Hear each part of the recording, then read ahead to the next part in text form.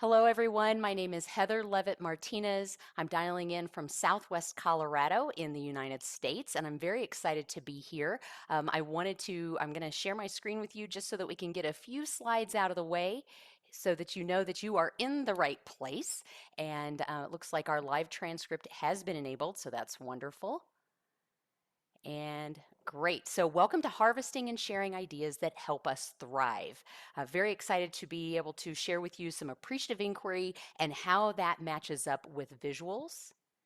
I am dialing in from the ancestral lands of the Ute, Anasazi, and Pueblo elders, past, present, and future. And if any of you are interested in where you are living and residing, it looks like it's mostly in the northern part of Europe and then the Americas and also in New Zealand and Australia, but these are the native lands, and we like to give some of us who have meetings and trainings, we like to give a land acknowledgement before we begin.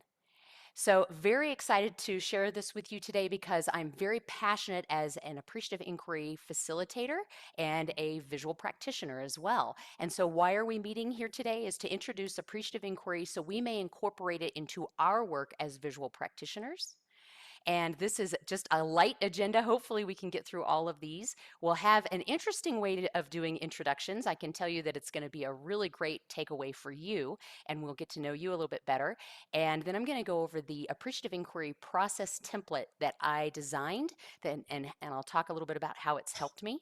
I'm happy to share with you a case study of how appreciative inquiry and visuals have come together. And then we will identify some elements of a template. Some of you may be very familiar with this, so this will become very easy. And then we're going to draw out some templates and share those in the Miro board. But I will share that.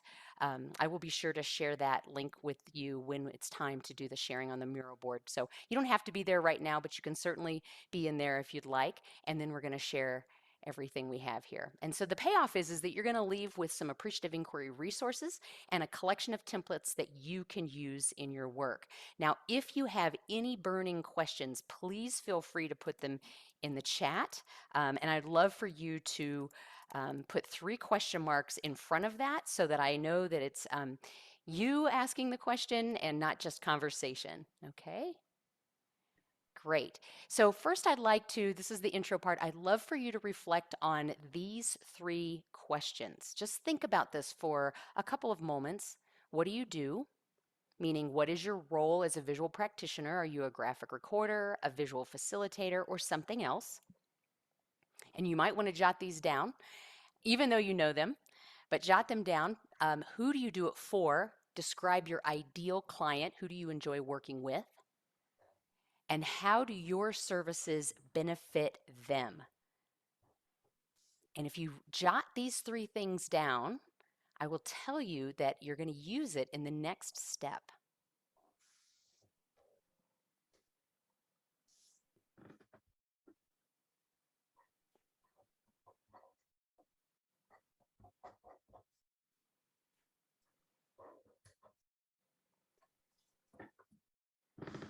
And when everyone's looking up, I'll know that we're ready to move on to that next step.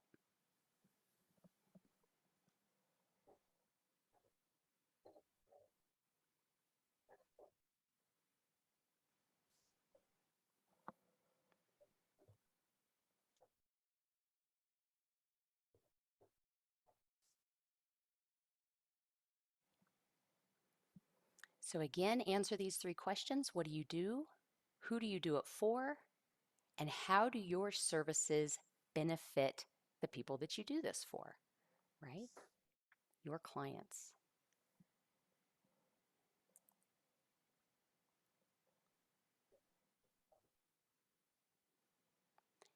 And in case you haven't already, I'm going to put the Miro in the chat.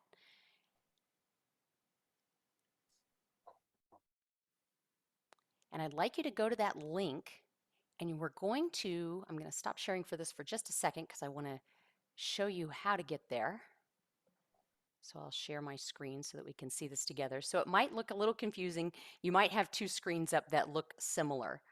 And so just know that I'm going to be sharing I'm going to be sharing my screen so we see the mural. And we are in visuals and appreciative inquiry. And we're going to follow that arrow down and to the left.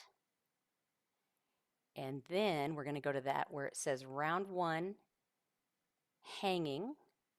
Oops, because I'm not going to attempt saying the Basque word. And here where it says participants, you can grab a sticky. I'll make a few more stickies here for us. And go ahead. Oh, let me go back for just a second. Now that you've got those three things, I'm sorry, I got a little ahead of myself. Let me share this with you. Here we go. We're going to fill out this statement with the three things that you just wrote down. I am a fill in the blank. What are you? You're working with, naming your favorite type of client so that they may, and then the benefits. And I'm going to give you a couple of examples. Feel free to start typing those into the Miro. But I'm going to give you an example of what you don't want to write. Now, this is full of jargon. I'm an appreciative inquiry facilitator and visual practitioner who supports and partners with C-suite executives and leaders at every level of mission-driven organizations in their strategic visioning and change management efforts. I can't even say all of that in one breath. So you don't want your purpose statement, those three things, to turn into a bunch of jargon. So let me give you a better example. This would be more like my purpose statement. Notice how much shorter it is.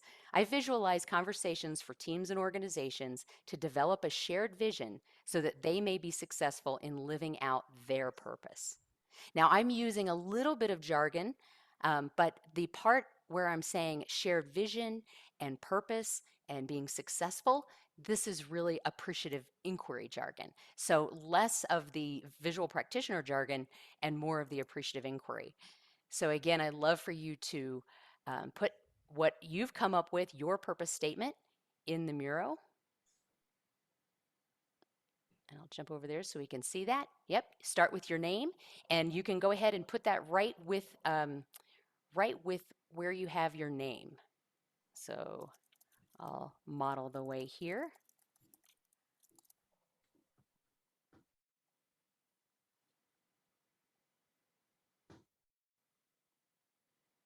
It just might be that the text is either small or we can make our stickies bigger and they can kind of hang over the top there.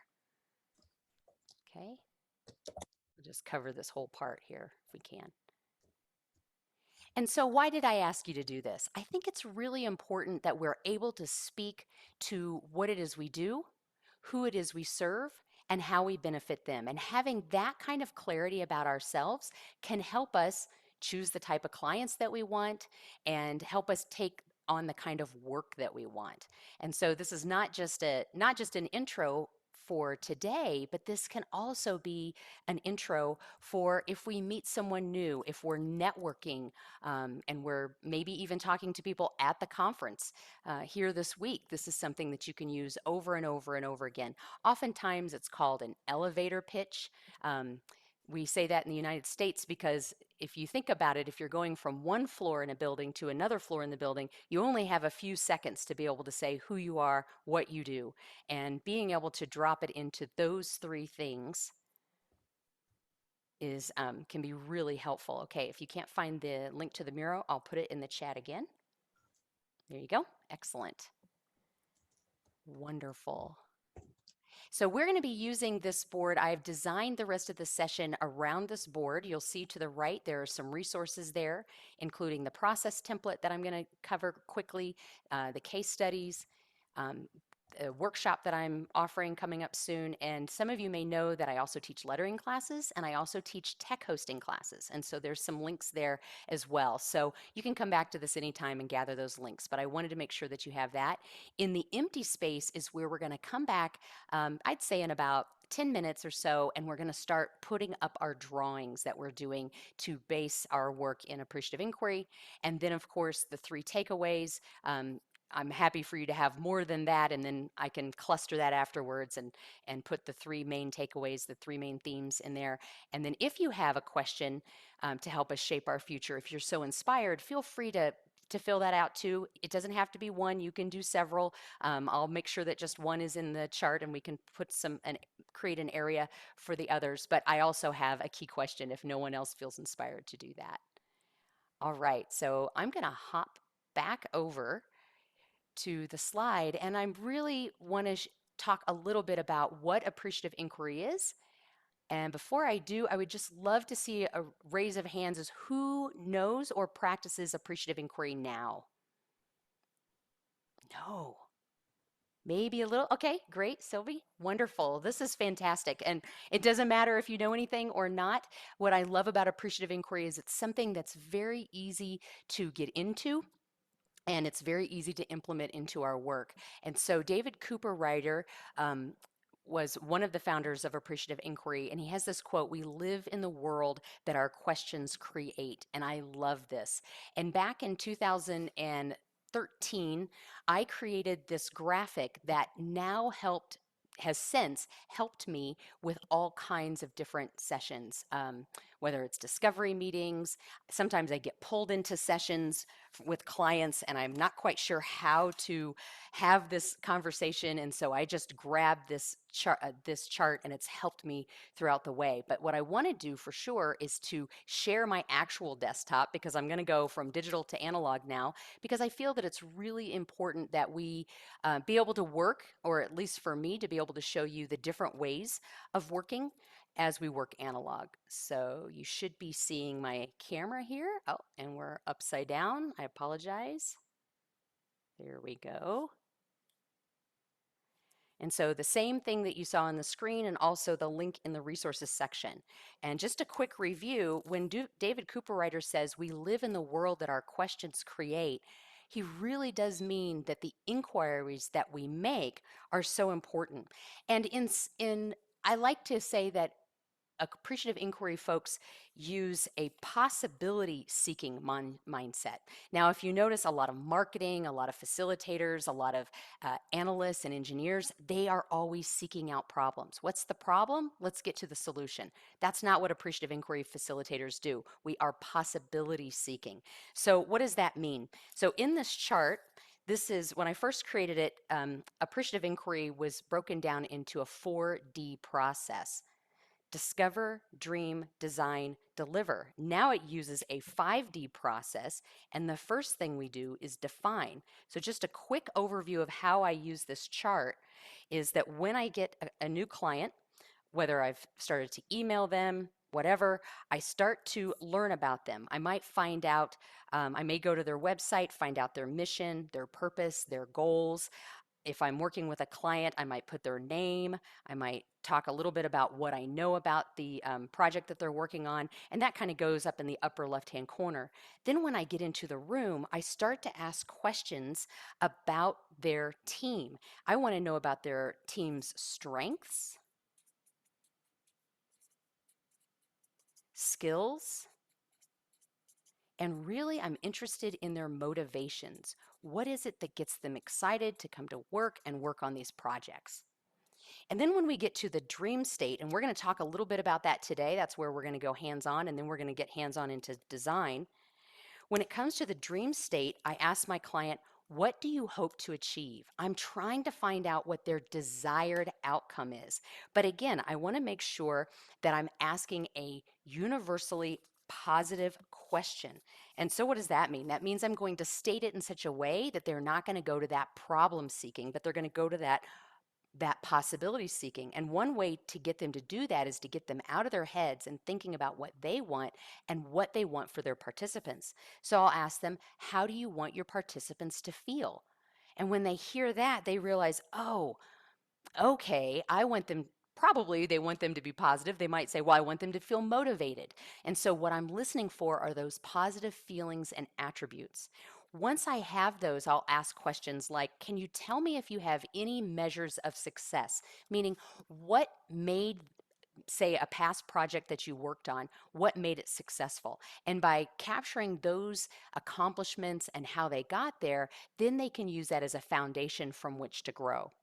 Then we get into, I'll speak for a couple of minutes with my client about that, and then we'll start to get into the design phase. Now, sometimes my clients aren't great designers, and I love to design. That's my thing. And so I'm thinking and asking questions from them about logistical things because I've already gathered some wonderful things over here. But now in my head, I'm forming some visual templates based on their desired outcomes. And then later on, we might get into the who, what, when, what are the actual tasks that we need to do, because that's starting to get into the delivery phase. And that delivery phase on our end, we're thinking, okay, are we going to be delivering this analog or digital? And is this going to be inline, online, or person? And we know as visual practitioners that we can work, like some of us may work in one or the other or both, and you can do analog online. I'm doing it right now, as well as digital. And you can also do analog in person. And we also know we can hook up our iPads and be shown on a big screen. So really, it comes down to us as deciding what tools do we want to use and where are we going to use them, and then the client can start really digging into those logistics. And that's a great time to start setting your roles, setting your own boundaries. This is going to be my role. And once you've collected all of this information, it can help you create a statement of work or proposal to your client so that you can get started on the project. So I'm curious, are there any questions so far about this particular process template or anything that I've said so far that's inspired you to ask a question? What's coming up for you now?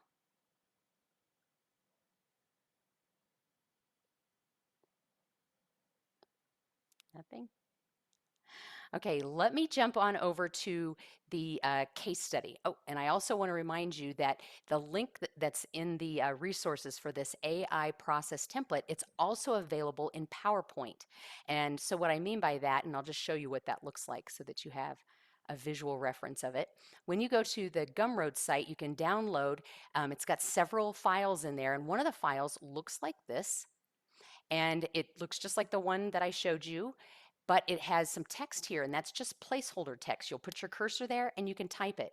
This is a tool that you can either use for yourself and the client doesn't ever have to see, just your own note-taking ability, or you can also use it in front of them to help guide that conversation so that they know that they don't get stuck in the discover or dream, but we've actually got a cycle that we're going to be going through.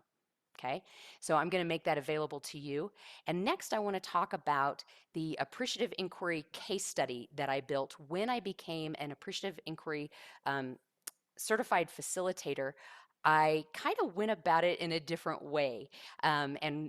Because I was someone who was really using visuals in their work, and there are several visual practitioners out there that use both appreciative inquiry. Oops, I think I'm sharing the wrong thing, both the appreciative inquiry and visuals in their work. But I want to share with you quickly, and this is also a part of the link, how I kind of did it guerrilla style. So what you're seeing here is just a graphic that I used for the cover, but it's sort of distilled down from a placemat that I created for a session meeting that I had. It was a training session with a group of analysts and engineers in a company that I worked with. And I said, okay, so today we're going to talk about how we can improve our client relationships, and we're going to be using the AI approach. And so I gave him this placemat, and I got a lot of folded arms and people saying, I don't want to do anything new. Just tell us how to do what we're doing better. And I was like, okay, fine. So I was just using the placemat as a nice handout, as a reference. And I said, you don't even have to look at it. And I went through this entire thing and they had no idea. And they were like, this is great. Now we know how to move forward with everything. And I said, and in case you need some notes, they're on the handout that I just gave you. And so they were like, oh, okay. So didn't really mean to trick them, but sometimes we don't have to tell people we're doing appreciative inquiry. We can do it a little guerrilla style just by the kinds of questions that we ask and the kind of tools that we give them. And so you'll have access to this case study. There's a lot of narrative. I go through the different types of visuals that I used. Again, here is the process template and the different ways that I've used it. And then I go into the different ways that I've used appreciative inquiry on the team that I was on. Some of you may be familiar with the Visioneering team.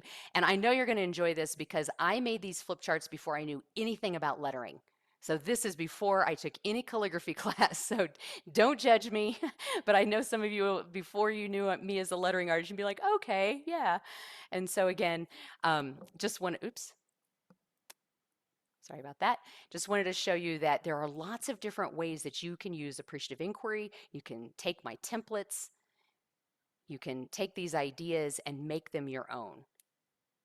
There's a matrix. So it's all right there. And I even talk about how the Visioneering team used it as well. So any questions about appreciative inquiry and visuals so far before we jump into actually drawing them?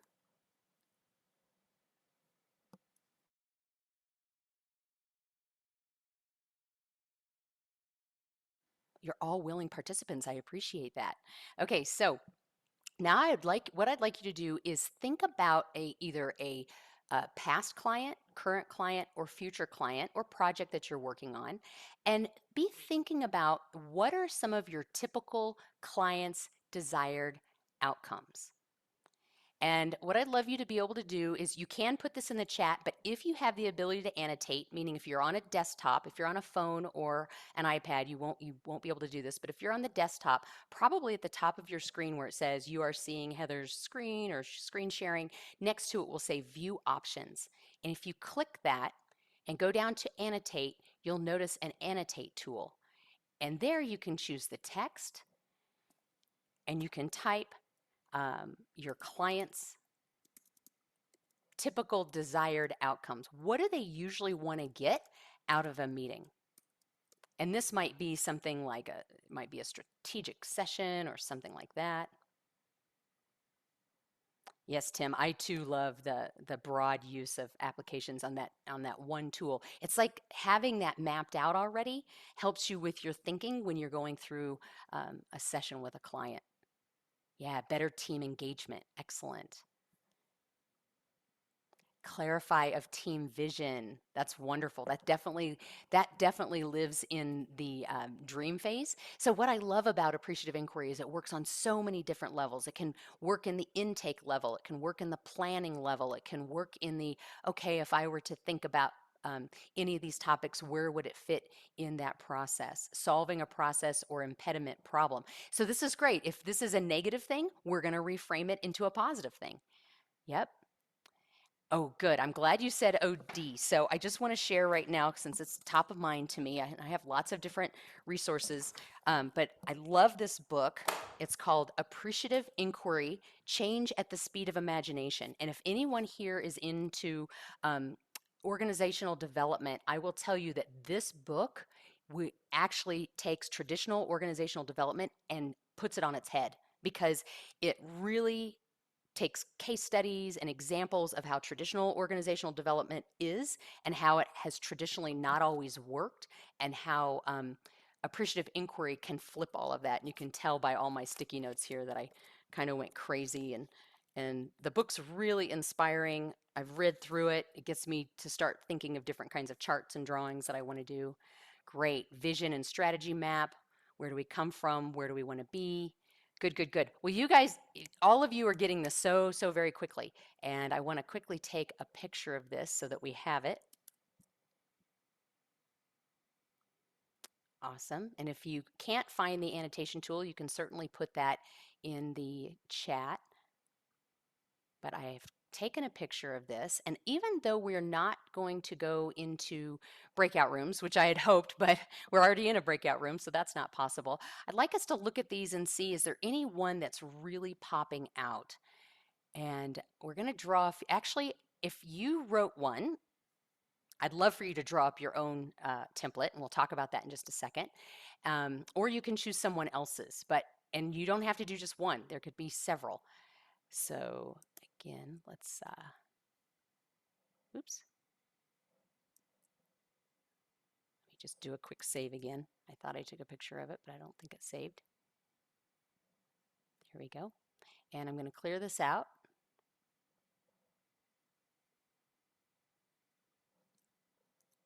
Great. And so what I'd like you to be thinking about is creating a template. It can be any kind of form, knowing the kinds of topics that we just shared, and I'll put those back up on the board in just a second. what would you need to inquire about in order to harvest the knowledge in the room? So imagine yourself in the room. You kind of know that desired outcome, which can also be seen as the purpose. And then what is needed so what's needed in order to reach that desired outcome? What kind of conversations are going to need to be had? And so here are some elements. These are some of the elements that you might have in a template design. You might have a title. You might have a summary. A bluff is called a bottom line up front. Now, that's not something you're going to ask them to come up with, but that might be something that you end up when your design is all finished and you've already had the conversation, you might sum that up and put the summary or the bluff or the purpose somewhere on the chart. So you might leave a space for that. A space for harvesting the expertise and knowledge in the room from the participants. So this is where you really want to get in and have that meaty conversation. But then, of course, if you're facilitating, there might be sections of the template that you want to be able to focus on, like what is that desired outcome, target, or goal. A lot of folks need to know that at the very beginning of the meeting so it gets them focused on their conversation.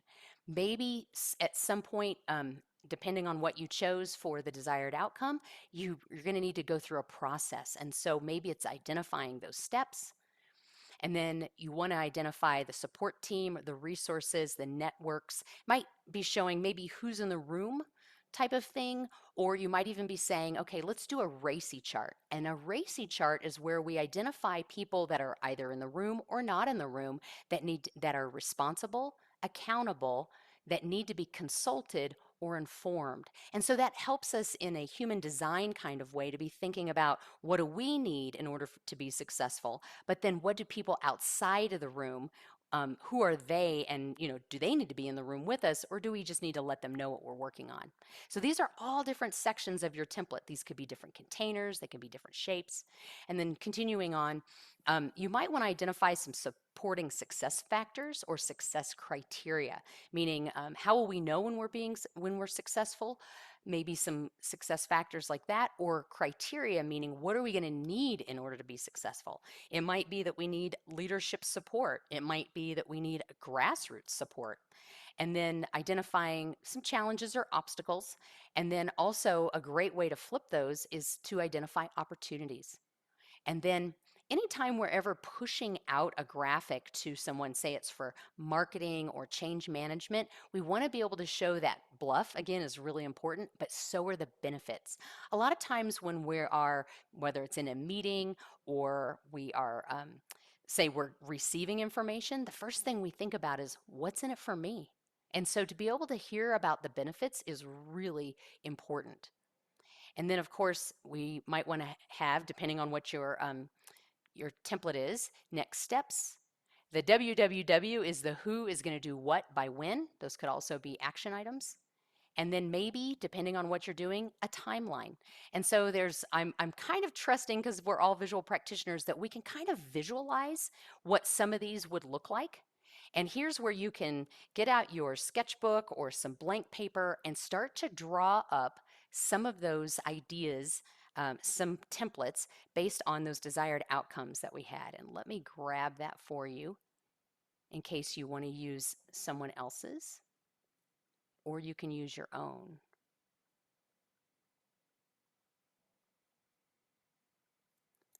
So better team engagement, clarifying a team vision, vision and strategy map, team engagement, OD or strategic planning, how do we increase funding, link vision to stakeholder needs. And what I'd like you to share is really, really rough. And I can show you a couple of examples just so that you have some, but it certainly doesn't have to change what you're thinking about. But start drawing those up, and then we're going to go back in the Miro board and present what we have.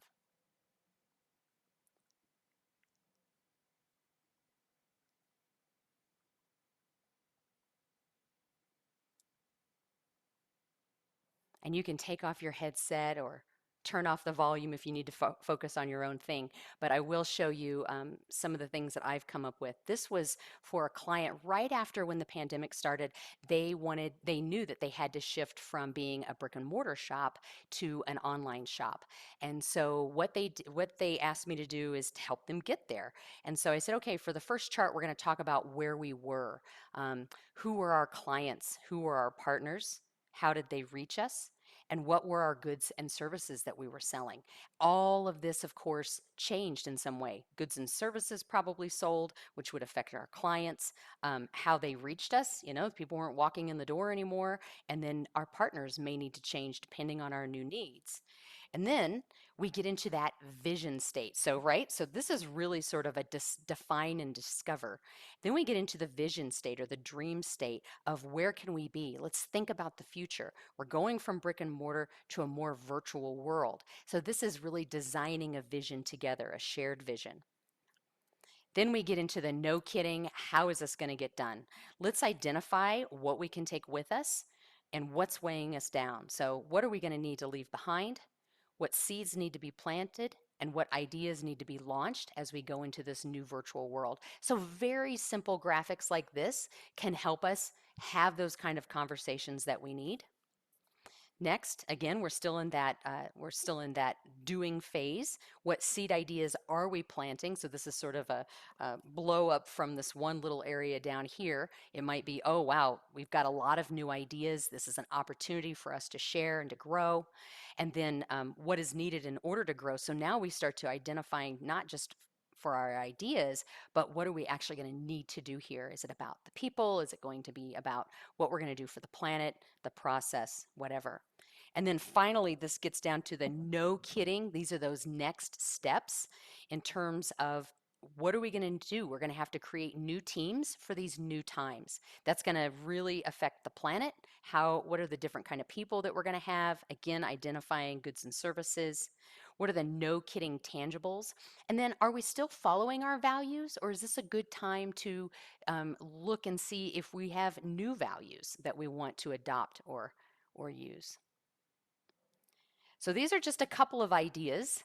Would love to hear or see from those of you that may have sketched some things out, or if you need help, I can grab a piece of paper and help sketch it out as well for you. Any ideas, feel free to unmute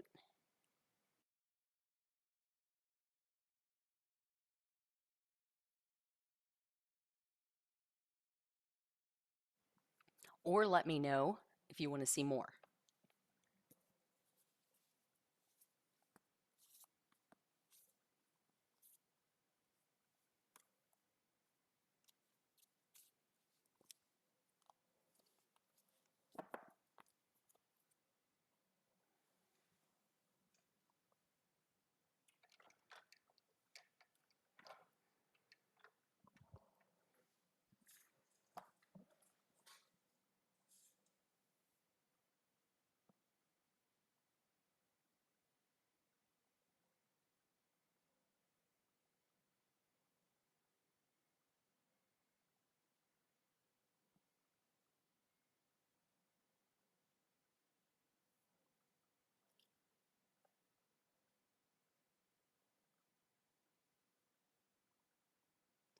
I'm going to set a 4-minute timer just so that we have some type of a time block.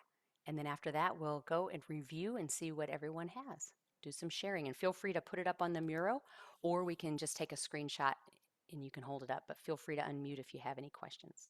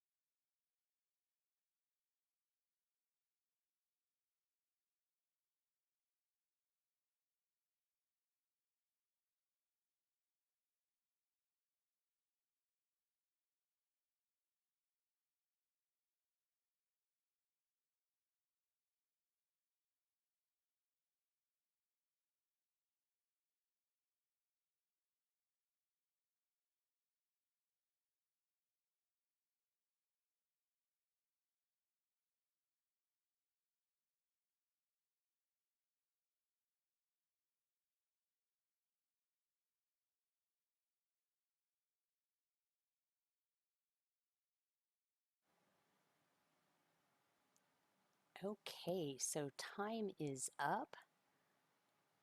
Does anyone have anything to share? You can either plop it right into the page or you can unmute and we can spotlight you and hold up your work.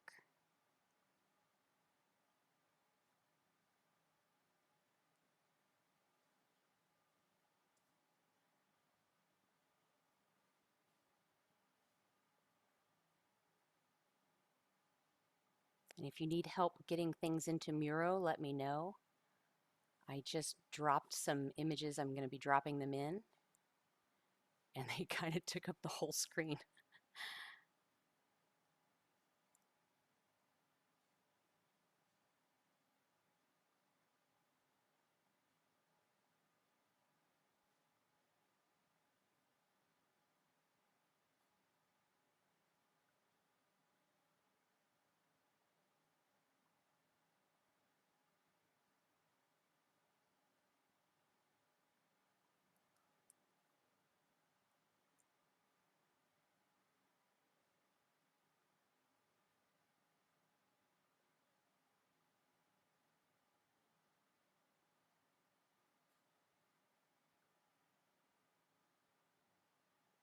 We can put them in this empty space here. If you have anything, or again, if you just want to hold it up, I can take a screenshot and plop it in there for you.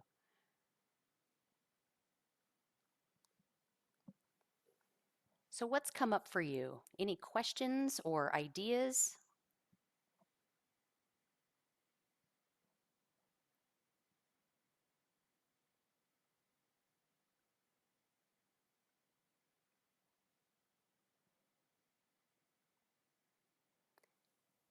Sylvie, you raised your hand about appreciative inquiry. What would you add to this process? Yeah.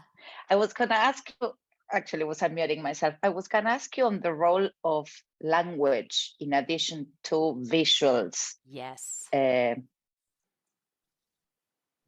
was at least my experience. And I thank you for all the materials and resources that you have put out there, because that's when I started getting very curious around appreciative inquiry and how the possibility thinking, along with visuals, it also can change the organizational language. That's absolutely right. That's right, because we're going from that problem seeking to possibility seeking.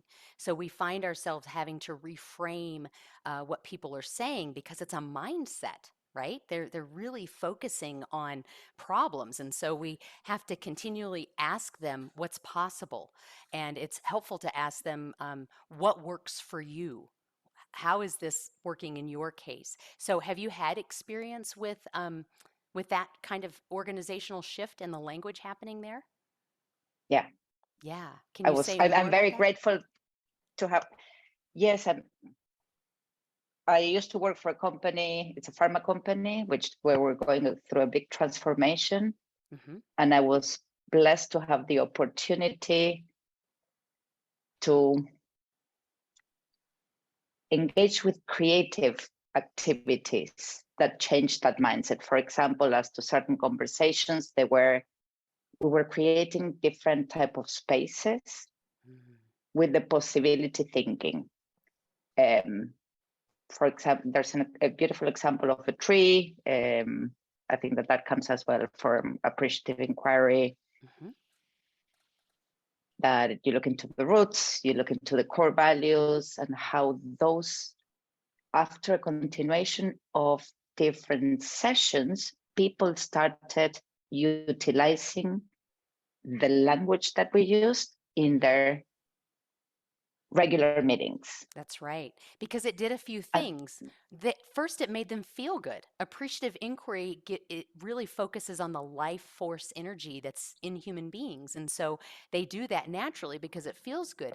Then they do it because they see it works, right? So they start to begin to say, wow, this really worked. Thank you. Anything else you would add? No, and for me, that was I was experimenting because I was giving the option to experiment, and that's what I wanted to highlight. It really works. And the group that I was working with is a very regulated group that Hmm. creativity is not part of their core, Right. and to see them change, Hmm. that was the greatest gift from this profession, let's put it like that. So Yes. thank you to Yes. all of you who have been promoting it. Yes, thank you. And thank you for making a ripple in your organization and your with your clients as well. In the case study, I have a page where I talk about the difference between open-ended questions and appreciative inquiry questions and how I flipped those. And that's a really great thing because you can ask an open-ended question, which is great that people will share, but it doesn't always bring about positive change. So great. So who placed this drawing here? I knew it was you, Tim. Can you speak to that? Can you tell us what you've got here? And it looks like you're muted. There we Yeah. go. Awesome. Um, so yeah, you know, the, the, these templates are things we use so many times, and I almost feel like apologetic. Like, w- sorry, some context. But when you share your template and your process and the questions, the richness behind that, and I see how it feels, how it's built into the AI process of thinking and questioning and digging a little deeper in the model.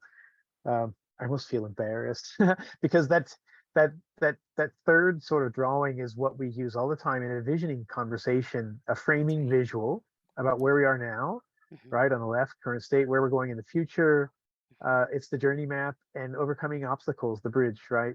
Hmm. The bridge is the strategy or the steps, and the obstacle is the bridge. So I guess I'm always looking for, like, I mean, it works so well. We keep using it, but I want to create some. I want to be a little more open and flexible to create new tools for clients. Like, Yeah. um, that's one sharing. For that third drawing at the bottom. Um, the one at the top is something we explored with a client recently. Is using the empathy map for Hmm. persona mapping. Hmm. What do we hear, feel, say, think, do? Different, like 4 different stakeholder personas, Hmm. and through those conversations and understanding what are their challenges. I noted that there. What are some insights, um, and how each of those challenges and insights conversations link into a team vision in the center. Hmm.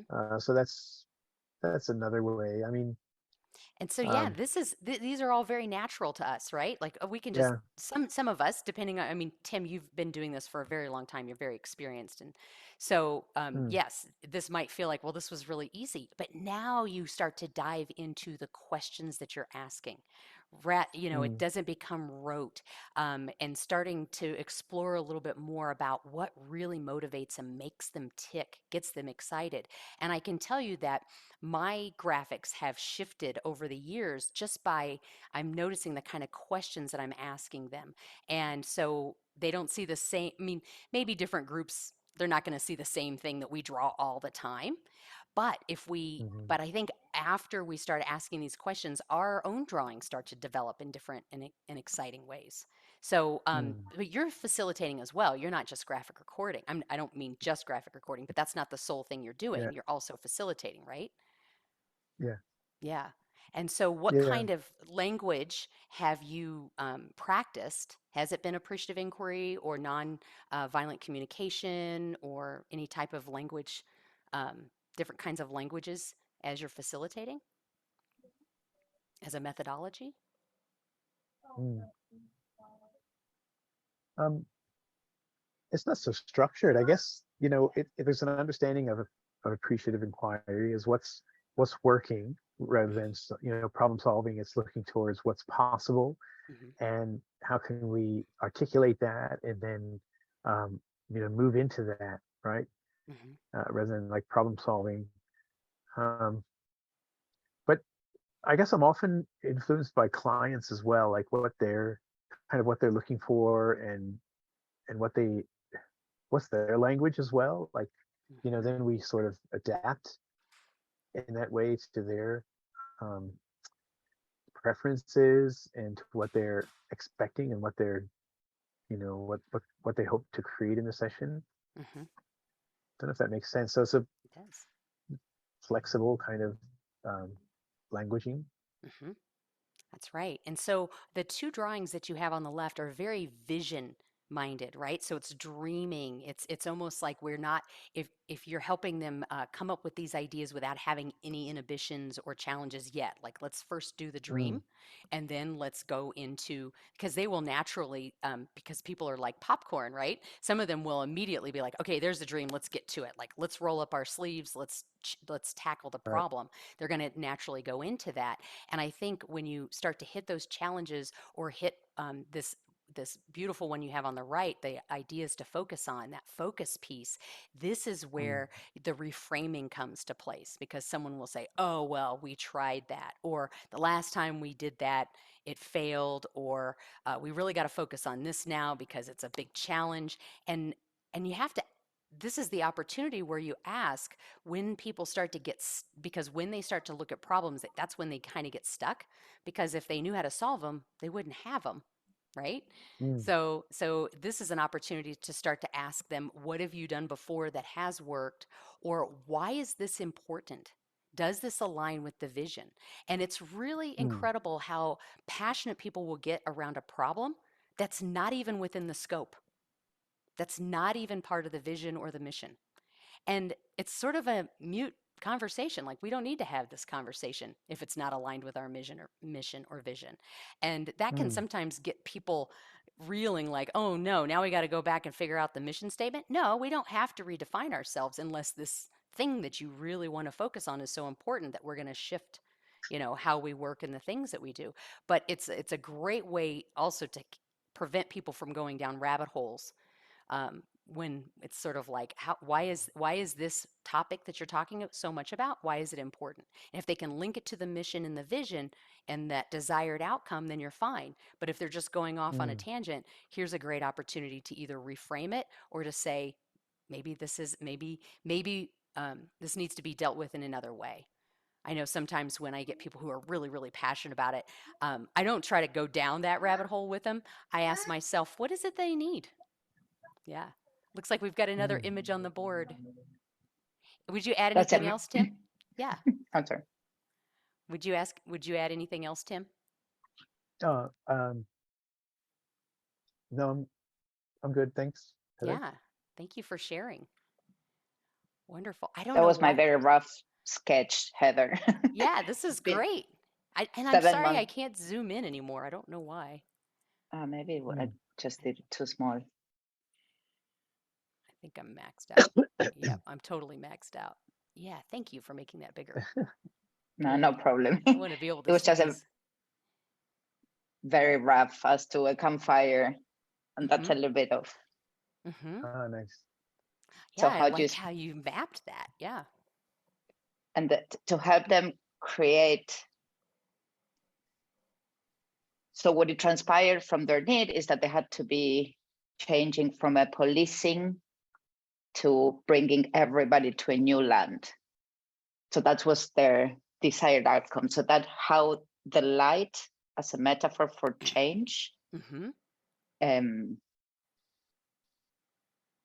it helped them. I Mm, use something that I already have done. Mm-hmm. No, this is helpful, and thank you for sharing with it. I love the idea that the design can be something that you build and that you can kind of see out over the ocean. But when it comes to delivery, you are in the water, like you are in it, and that can look a lot of different ways. It could be a stormy sea. A lot of times, just in my daily life, my thing that I keep rolling around in my head is I am a styrofoam cup in the sea of change, because I know that when I'm Exactly. out there in these crazy waters, I'm just going to styrofoam have to cup. go with it, right? Yeah, But look, some of them have sails and some of them might have motorboats and there might be some islands there that they can stop at. But eventually they want to exactly. get to that desired goal. So this is really a big overview map that you've drawn here, right? So Mm, where does it start with the spark, with that fire, Correct. right? And then how do we build it and that we can see something bigger?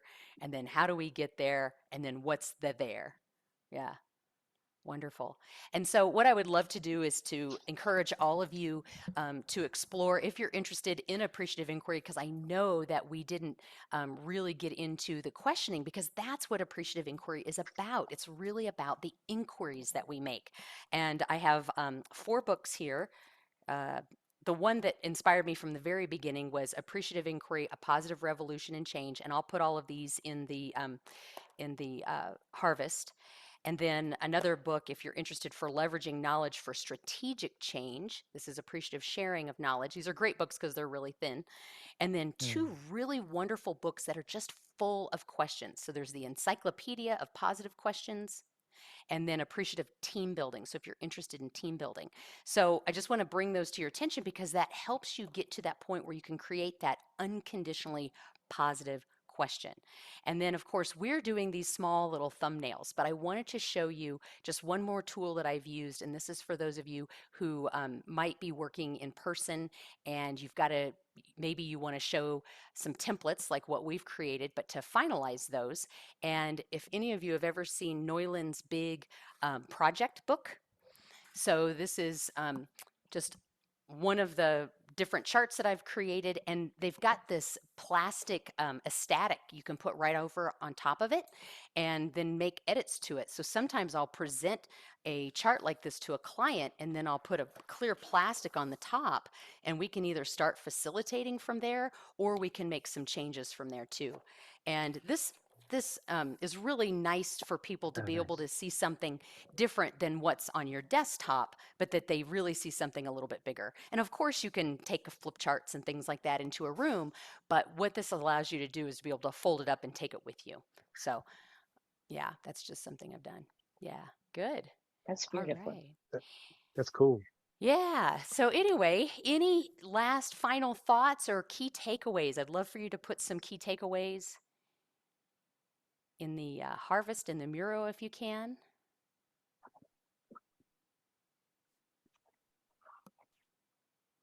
Mm. And any last questions or thoughts, I'd love to hear them. Because this is, I could go on, but I try to pare it down for an unknown group of people, but it's so wonderful to meet all of you here. Question: do you do formal appreciative inquiries trainings or to Do I? become a, yeah, So how I got there is I took appreciative inquiry facilitator training from the Center of Appreciative Inquiry in Las Vegas, okay, Nevada.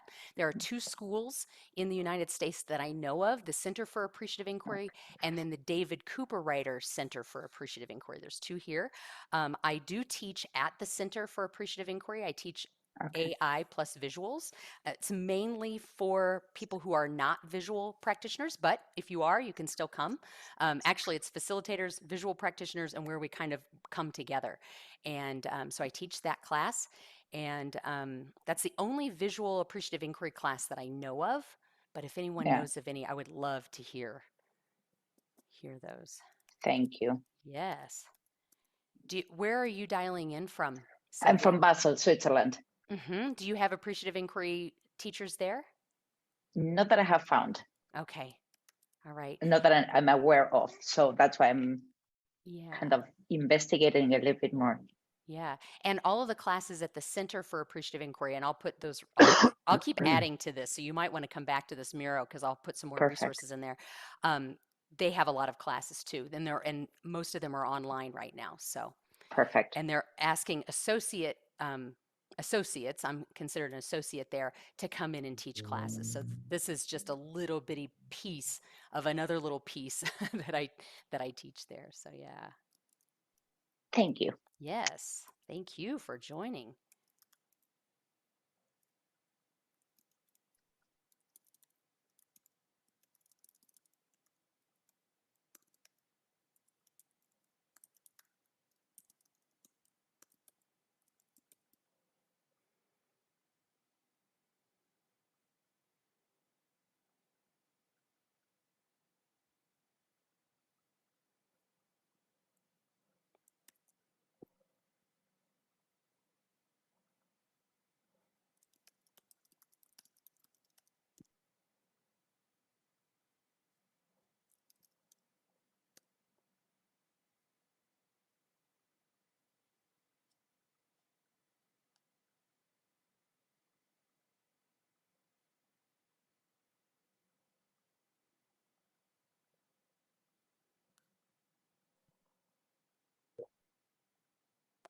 Okay.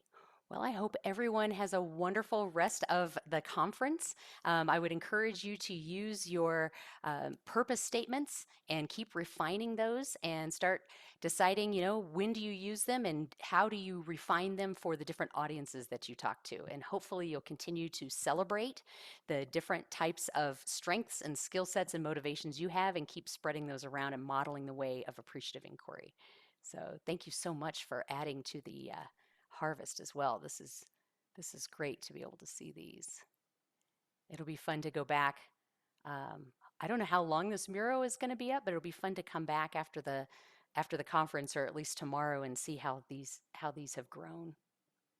Hmm. And thank I you, have a Heather, question, for having Heather. put this together. Yes, absolutely. I'm going to stop the Ah, thank you, recording. Heather. Thank you.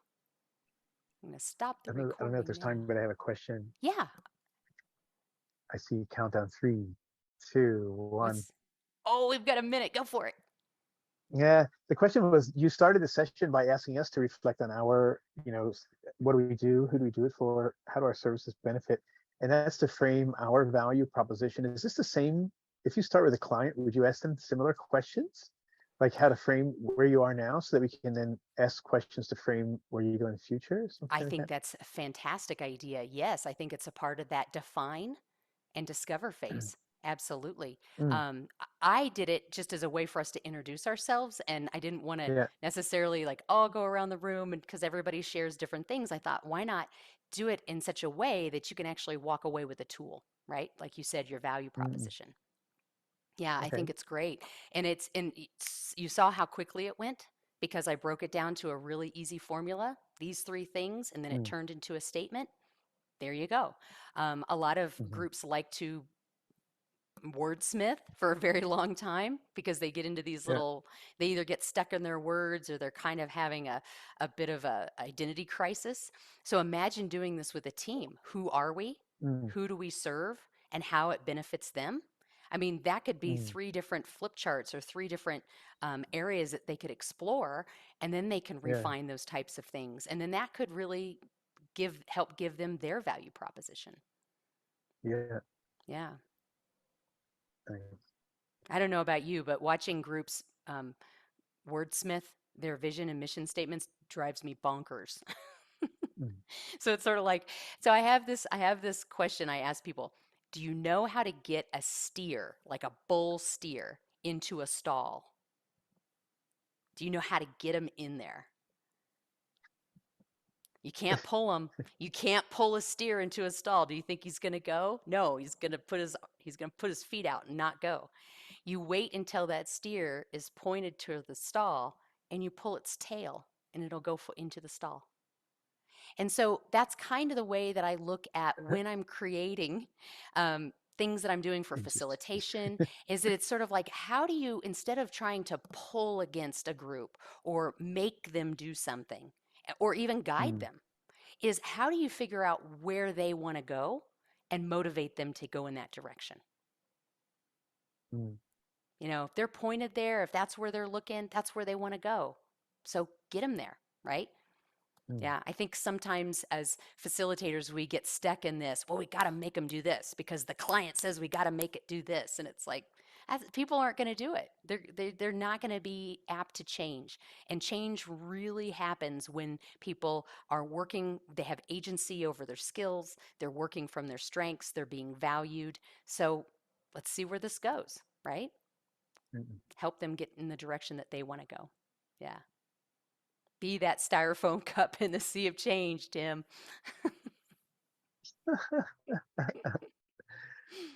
That's right. Styrofoam cup creates innumerable Oh, I know. systemic I know it's like a terrible problems and environmental thing to say, but of change. But yeah, I have yeah. to come up with a new one. If there's something else that just floats that would never sink, then maybe that's it. Well, I I think love the that analogy. breakout sessions are ending soon. I'm not sure, and I'm Mm, not kicking you out by any means, um, but I just wanted to let everyone know that I think this session is ending soon. I haven't thank you, heard. Heather. Yeah, Wonderful. thank you. See your see what you created here with this. It's Nice. good to see you. You have now both of you have Bilbao, but you're dialing in from other places, right? Yeah, I'm in Singapore, Yep. Yay. of course. So what does the There I am. backdrop mean? It's just a virtual background for participants. We took a group Oh, photo earlier, so so the invitation anybody was can to turn have it? this on. I thought you were ambassadors of some kind, like I can ask you questions. Yeah, go on. Ask. I'm an ambassador. Let me put on my hat. There you go. Yeah. Am I wearing that the right way? No, it's just a virtual background for all the participants. Oh, I missed that part. Oh well.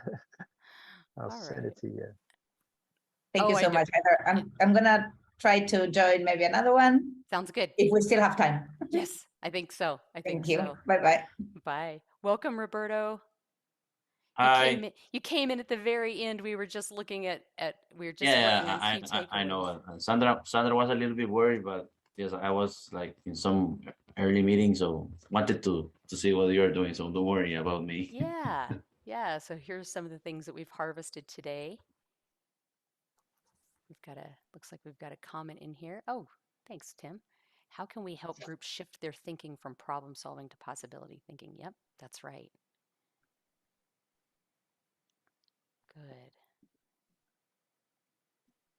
Thank you so much. Well, I'm going to keep adding to these resources. I think it's all grayed out. I don't know why. For some reason, I can't hit that.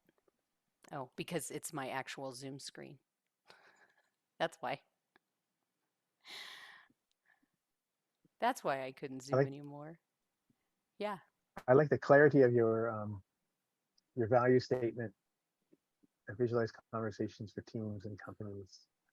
And I love how you compared that to something that was a bit too long-winded and Right? yeah, That is just, I mean, how many times do we write things like that? And it's like, what are you writing, a for brochure? companies. Yeah. People I don't, have a people don't want to read that. I'm doing a team visioning session in a couple of weeks, and and like the template that I shared with you of the journey map thing Uh-huh. and the empathy map. We've already discussed it and agreed to use that. But in the back of my mind, I'm thinking, I'm really learning a lot and appreciate your session. But yeah, the way that this conversation happened was kind of because, well, I don't know, we it was a bit caught off guard and it was a last minute thing. But we designed this session with that target in mind, with that tools in mind, rather than Right. open-ended, like what's going on with the group and some of these other questions. What do you have to, I mean, using those questions, but then bringing in this tool alongside that question. And it's kind of, I guess I'm looking to, how to be a little bit more emergent, with what is happening and creating for them and based on their industry and maybe, a narrative or a metaphor that support, is complementing, a technical industry perhaps versus what I have known and done before. Yeah. Well, I think uh, so, what you're talking about happens a lot to us is that we get the basic information, but then we realize as we get closer to the actual event, there's actually more to the story, isn't there? There's always more. And so yeah. how can we either increase our understanding so that we can serve them better, or how can we get Mm, them to increase their understanding and their capability so they can get where they want to go? Because oftentimes we mm, kind of like dive into a session and then hold on a second, we're not going to be helping them implement anything. That's why I go back mm, to that steer idea. We're not going to pull them into where they need to be, even though they want it. If they knew how to get there, they'd be there, right? So right. we have to help them be able to build their own understanding and capability. Mm, Yeah. I don't know. yeah. Does that help or does that align with kind of what you're saying? Yeah. Yeah. And again, it comes down to, the conversation and the scoping conversation, the questions, because a lot of times the client, they just want to get, they want to get from A to B. They also are like having this end result in mind or this efficiency mindset like we want to do this and we want to do that, and we have 90 minutes, or we have whatever. And here's some of the things we've thought about, and they just have this like laser brief, and it's like, hold on a second, like Yeah. if you really want to create an engaging session, let's have a bit of a let's take time out to really have a conversation and understand what you are doing and what we can create, and what's possible. And so anyway, like it's as much, and this is also our responsibility when a client is kind of like that, is to help them to remind them of the best way is not always the most efficient way, and having the clear picture at the beginning. Let's take a step back and Hmm. have a bit of dialogue first, Yeah. and being a bit more directive about that. That's absolutely right. Because oftentimes what uh, happens is that they have that vision, but they don't know how to get there. And so it's our job to determine, do we need to help them flesh out that vision more? Do they need more information to know how to get there? Do they need to know the how? What are the mm, resources? What is it that they need to identify in order to get there? And then they have to leave mm, the session feeling like they've accomplished something, right? So that's where those key takeaways are really great, or those next action steps. mm, What are the small steps that we can do today?